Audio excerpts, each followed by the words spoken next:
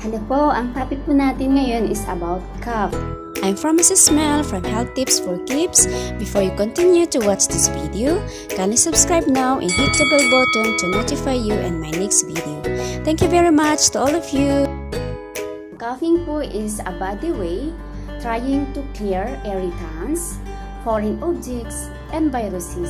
Okay po. So sometimes po, kadalasan ang pag-uubo po natin, it indicates po na meron po tayong karamdaman. Ayan. So a cough can be a result of the respiratory tract infection such as common colds, coronavirus or COVID-19, bronchitis, pneumonia, pertussis, and tuberculosis. Ayan. So ano po yung causes ng ubo? Okay. It caused by virus, allergens, and acid reflux. Ayan po. So, meron pong two types ng ubo. Ayan.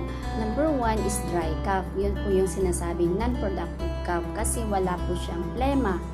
Makati lang po siya. So, ano po yung dapat nating gamitin or i-take? Ayan. So, mag-take po tayo ng antihistamine. Ayan. So, mga loratadine, cetirizine, chlorpheniramine maleate, diphenhydramine para po hindi kumati yung lalamunan at makatulog po tayo sa gabi para hindi kumati yung ating lalamunan. Ayan po.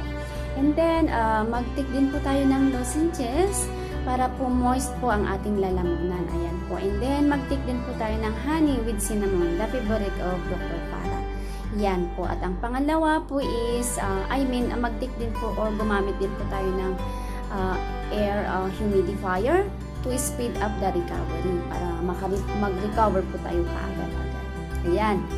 Ang pangalawa po is wet cough. Ito po yung tinatawag na productive cough. Ayan. Kasi meron po siyang phlegma. Meron po siyang mucus. Ayan. So, mag-take po tayo ng mga gamot or medicine na meron na mucolytic na tinatawag. Okay, ito po yung mga carbocysteine, amproxol, bromhexin, o kaya gumamit din po tayo or mag-take ng mga herbal cough syrup. Ayan po.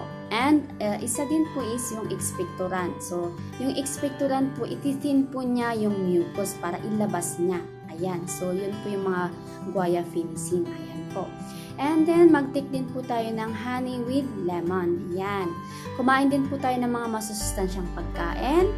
More on fluid, water, nilagang manok, ayan. More on tea, mga tsaa, ayan.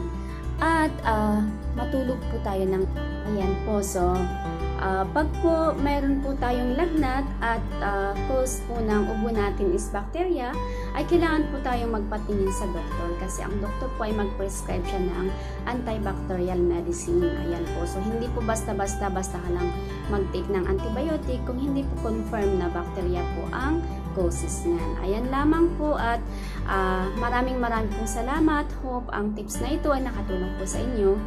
Stay safe and be healthy po. God bless po sa lahat.